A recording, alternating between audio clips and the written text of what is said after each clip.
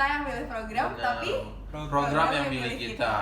Closed doors, I'm a fool for your love.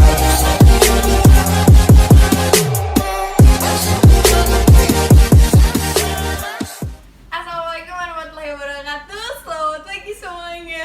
Pagi. Pagi. Hai semuanya, kembali lagi sama aku Via. Hari ini kembali lagi kita bikin video tips-tipsan. Dan karena aku sekarang lagi di Bangkok bareng teman-teman, ada Jasmine juga anyway. Dan dua orang di sebelah aku adalah Syarizan Dan Barka. jadi kita bertiga ini satu organisasi gitu dan satu alumni dari program Pertukaran Pemuda Antar negara. Oke, Syarizan dari program apa? Aku dari program IEP tahun 2022. Aku Indonesia Korea Youth Exchange Program atau disingkat IKEP tahun 2017. Dan aku IEP juga sama Syarizan, tapi aku 2020, jadi secara teknikal aku seniornya. Iya benar. Mampun senior. Oke, jadi karena kita bertiga sama-sama PPAN dan sebentar lagi nih awal tahun Bakalan ada sih PPAN tahun ini, jadi kita pengen sharing beberapa tips lolos pertukaran pemuda antar negara. Tepuk tangan dulu. Udah ada yang kita tulis di sini, jadi kita akan bagikan ke teman-teman, semoga bermanfaat. 5 strategi lolos pertukaran pemuda antar negara. Yang pertama, know your purpose. Jadi kita harus tahu nih apa sih tujuan kita ikut PPAN. Karena somehow ada beberapa orang yang nggak tahu nih ikut PPAN buat apaan gitu. Jadi setidaknya kan harus punya basic knowledge PPAN itu apa, kita mau ngapain, program yang dibuka apa gitu. Terus biasakan untuk selalu membaca informasi-informasi yang sudah disediakan gitu. Jadi kayak itu kayak ngeliatin kamu punya effort dan pengen tahu gitu apa sih tujuan dari program PPAN atau mungkin spesifik program yang mau kalian ikuti. Tadi mau nambahin dikit dari informasi tentang programnya. Jadi PPAN itu biasanya untuk seleksinya satu kali untuk banyak program teman-teman. Jadi kan harus tahu kan mau ikut programnya IEP, IEP tuh apa, berapa lama, dan lain-lain. Silakan share informasinya. IKEP berbeda programnya seperti apa. Harus banget tahu informasi mengenai programnya dan induk organisasi programnya. Itu penting benar. juga. Jadi informasi-informasi yang kelihatannya kecil itu tuh nggak sekecil itu, karena nanti akan ditanyain ketika seleksi tertulis, seleksi interview. Ya, satu lagi. Jadi teman-teman kalau mau tahu informasi lebih lanjut nanti bisa nih untuk follow Instagramnya dari PCMI daerahnya masing-masing. PPAN itu tuh semua provinsi tuh nggak memiliki kesempatan yang sama gitu loh buat dapat semua program. Maksudnya tuh kayak kita dicatat gitu, mungkin tahun lalu Riau dapat 2, Singapura sama Korea gitu. Nah tahun depan belum tentu ini ada lagi. Jadi mohon dibaca gitu, jangan langsung jam untuk pertanyaan Korea ada nggak, ini ada nggak gitu. Semuanya itu bakal diinformasikan secara jelas. Jadi Betul. Ya, silahkan dicari Instagram dari PCMI-nya masing-masing atau Dispora provinsi masing-masing. Yang kedua, Oke, untuk yang kedua itu ada active in your passion. Aktif yang di dalam passion kalian ini yang dimaksud adalah bagaimana teman-teman mempunyai kegiatan di luar dari akademik ataupun kegiatan wajib untuk mengembangkan minat teman-teman. Minat teman-teman itu bisa beragam bentuknya, tentunya selain untuk mengembangkan diri sendiri, untuk jangka panjang juga bisa memberikan manfaat kepada orang banyak. Karena ketika teman-teman mempunyai passion di bidang yang sangat-sangat disukai dan memang memberikan manfaat kepada masyarakat, itu akan membantu teman-teman di PPAN untuk memberikan statement bahwa teman-teman memberikan kontribusi kepada negara, dan itu bisa menjadi bahan juga untuk teman-teman bawa ketika program dan didiskusikan bersama. Karena ketika program banyak sekali kegiatan-kegiatan juga bersinggungan dengan komunitas. kita ngasih kunci jawaban ya teman-teman, kalau kontribusi itu penting banget. Jadi community development itu sangat bermanfaat untuk bisa nambah nilai teman-teman. Pokoknya aktif aja di passion kalian, kalau di bidang pendidikan, di bidang lingkungan, Kreatif atau bisnis, anything that will be like give good impact to the society. Iya. Makanya tips nomor 1 itu know yourself, know your intention. It will be good for you because if you have like your passion to it and you know yourself, it will be like a good collaboration that you represent yourself in the interview and the selection process. Wait, udah kayak komprehensif ya jawabannya. benar. Yang ketiga, basic information tentang budaya. It's okay. Sebagai delegasi di Pertukaran Pemuda Antar Negara, kita kan sebagai representatif negara dan representatif provinsi kita. Jadi akan sangat jauh lebih baik kalau teman-teman punya informasi dasar mengenai culture atau budaya yang ada di provinsi teman-teman. Dan kalau nanti ya mostly kalau seleksi di provinsi harus tahu di provinsinya dulu nih makanan khasnya apa, terus minuman khasnya apa, tariannya apa. Dan akan jauh lebih baik juga kalau teman-teman tuh bisa salah satunya, gak harus bisa nari ya. Jadi culture itu kadang ada salah ngertiin gak sih, kayak budaya tuh harus bisa nyanyi ya, harus bisa nari ya, padahal nggak juga. Kalau teman-teman bisa masak asam pade misalnya, itu juga udah menjadi salah satu keahlian gitu, kemampuan teman-teman sebagai representatif dari provinsi. Nanti ketika teman-teman jadi delegasi Indonesia untuk di PPAN, teman-teman akan sharing itu gitu. Jadi emang harus memiliki pengetahuan dan ya sedikit kemampuan lah untuk salah satunya itu. Kalau teman-teman merasa nggak bisa, harus belajar ya. Jadi jangan melimitasi dulu, melimitasi diri. Nah ini akan masuk ke poin yang keempat nih. Yang keempat, confidence. Kenapa sih confidence atau kepercayaan diri itu penting teman-teman? Menurut aku ketika teman-teman percaya diri, sudah mengetahui dirinya sendiri, udah tahu passionnya apa, dan sudah mempelajari budaya, dan tidak mengemas itu dengan kepercayaan diri, tidak akan bisa mendeliver yang teman-teman inginkan kepada interviewer ataupun di lingkungan seleksi tersebut. Sehingga ketika tidak mempunyai confidence, akan membuat hambatan bahwa teman-teman sepertinya tidak paham, padahal sebenarnya paham. Nah, ketika mempunyai kepercayaan diri, teman-teman tentunya akan mempunyai public speaking yang lebih baik, terus sudah tahu keinginannya apa, sehingga membantu teman-teman mendeskripsikan hal baik apa yang bisa teman-teman berikan ketika proses seleksi dan juga dikirim sebagai delegasi. Betul. Oke, ya benar. Terus teman-teman kan kita ikut PPAN kan memang banyak hubungan kayak ke orang lain gitu ya, kayak people to people diplomasi, ya, interpersonal relation lah ya gitu kan ya, hubungan dengan sesama manusia gitu. Jadi memang ada banyak kita punya kemampuan percaya diri yang baik gitu loh untuk bisa berkomunikasi dengan baik, kemudian bisa menyampaikan apa yang kita sampaikan, atau kita mencoba untuk menjelaskan tentang kebudayaan kita. Pokoknya tuh kita perlu banget nih kepercayaan diri gitu, biar semua hal atau hal-hal yang mau kita hadapi gitu dengan orang banyak tadi bisa gitu. Pokoknya kalau misalnya teman-teman ngerasa kayaknya nggak bisa ya mau gimana gitu.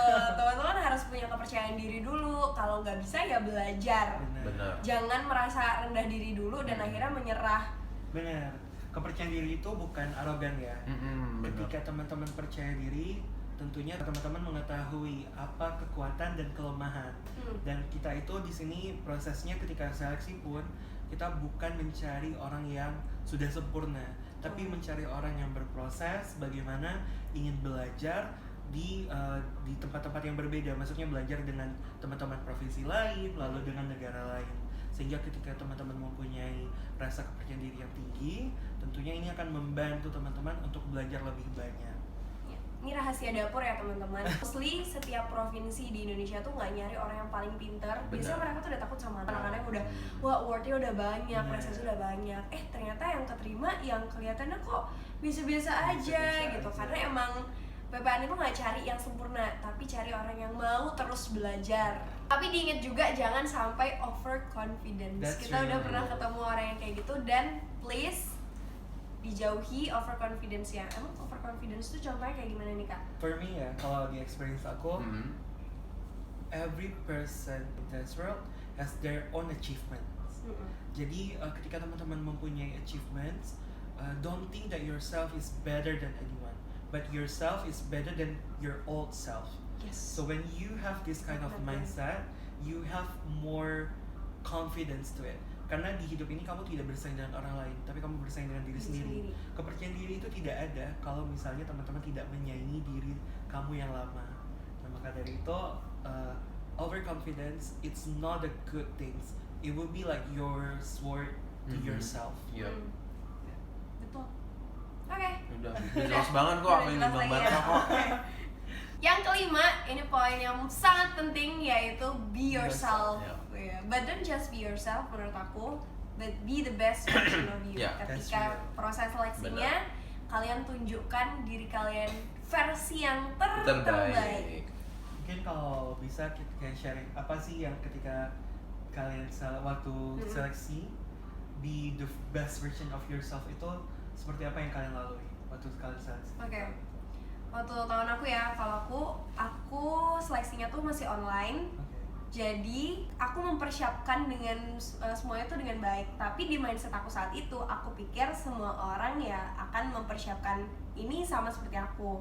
Misalnya ketika buka laptopnya, aku pakai ring light, for example. Atau ketika aku seleksi culture performance-nya, aku bikin videonya tuh pakai 2 kamera. Gitu, masih inget gak sih kan dulu ya?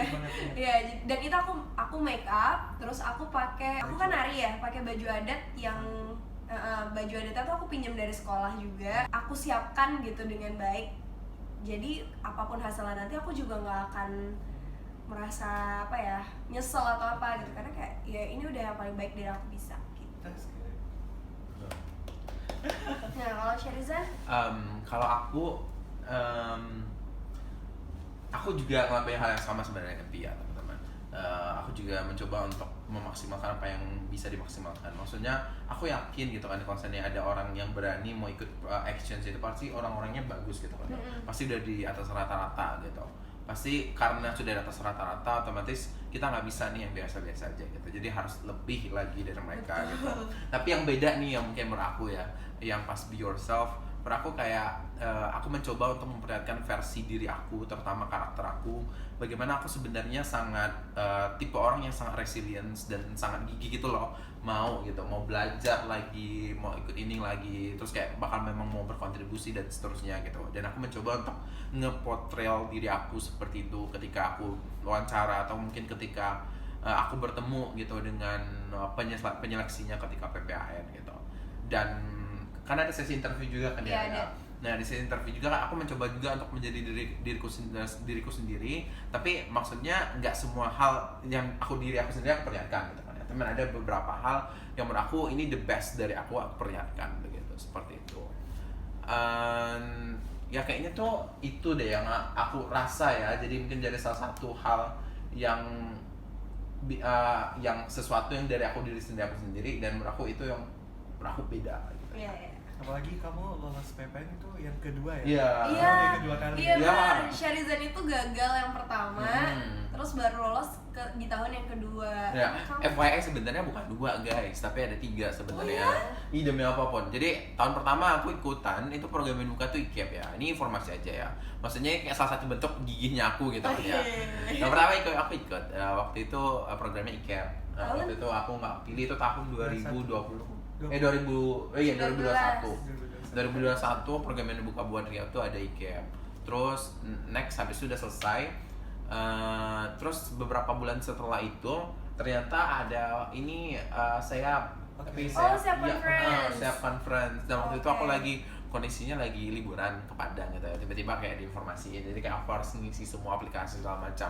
Terus interviewnya tuh di mobil. Dan itu tuh kayaknya juga memang nggak cocok mungkin ya. Mungkin belum rezekinya sih ya. Habis itu aku nggak dapet juga gitu.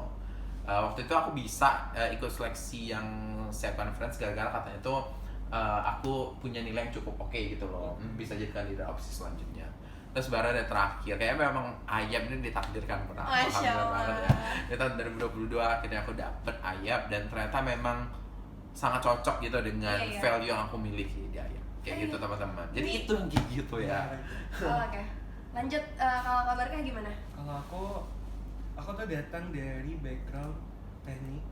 Terus di zaman aku dulu SD, SMP, SMA, aku selalu bergelutnya di dunia seni. Jadi untuk program exchange itu bukan sesuatu yang lama bagi aku. Itu adalah sesuatu yang baru.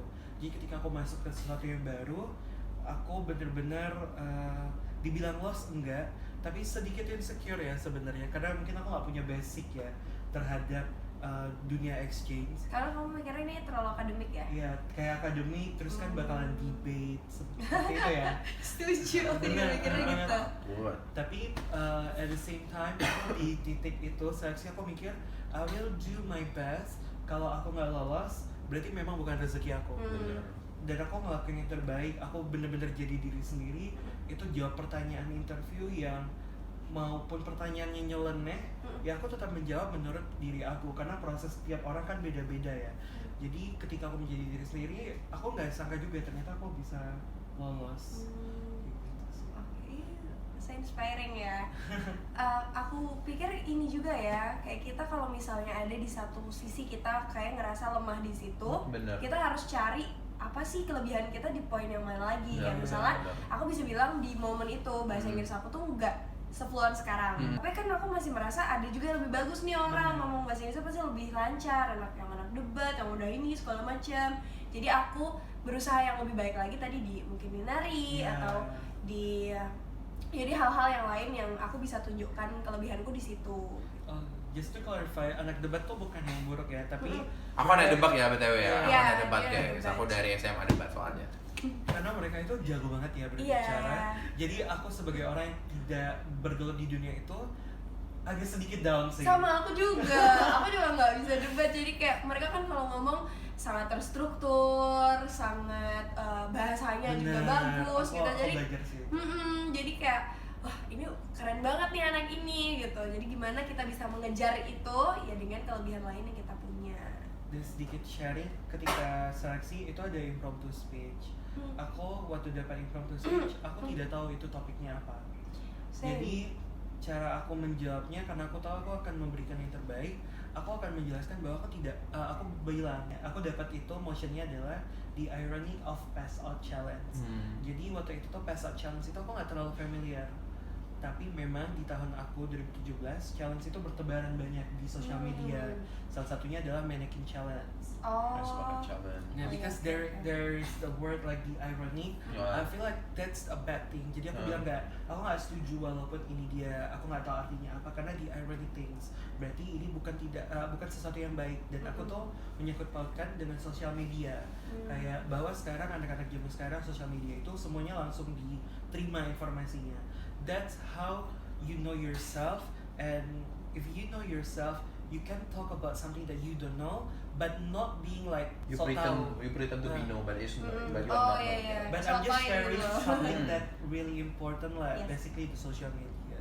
So it's really important to know yourself, and because you know yourself, you know how to overcome something that you cannot expect.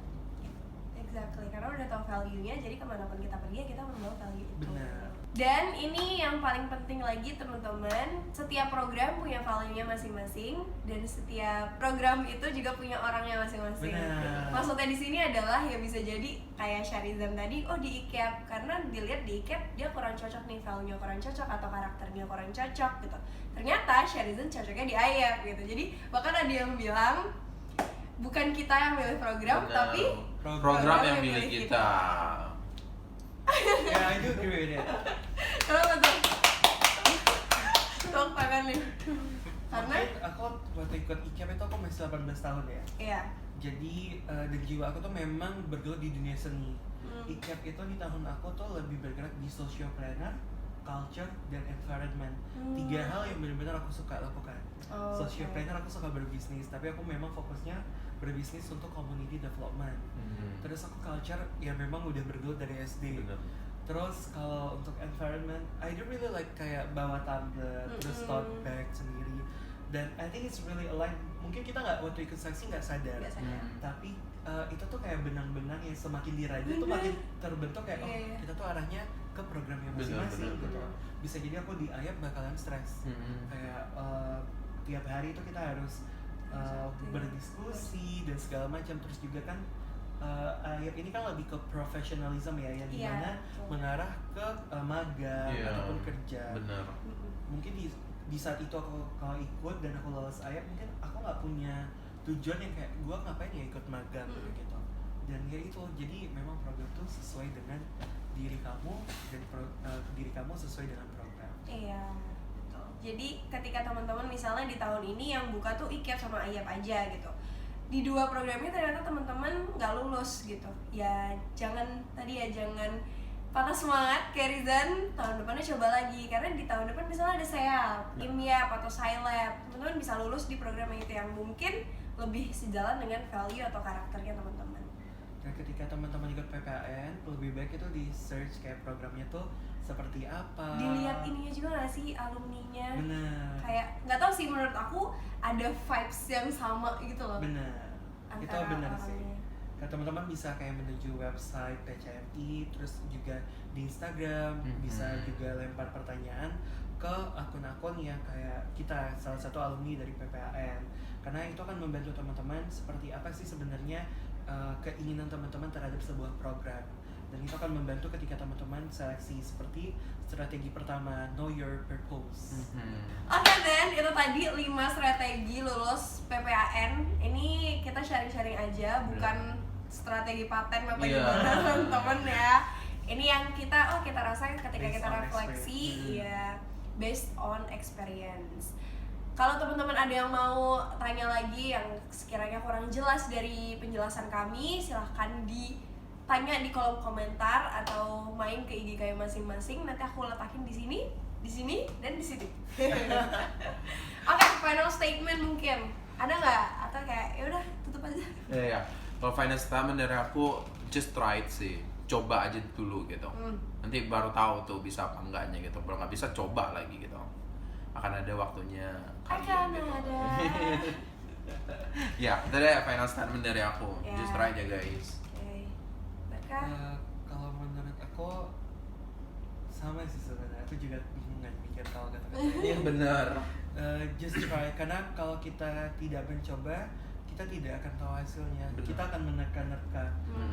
Dan ya ini adalah salah satu jalan untuk kamu mengembangkan diri, apalagi anak muda Indonesia punya opportunity yang besar untuk memajukan suatu daerah ataupun diri kamu.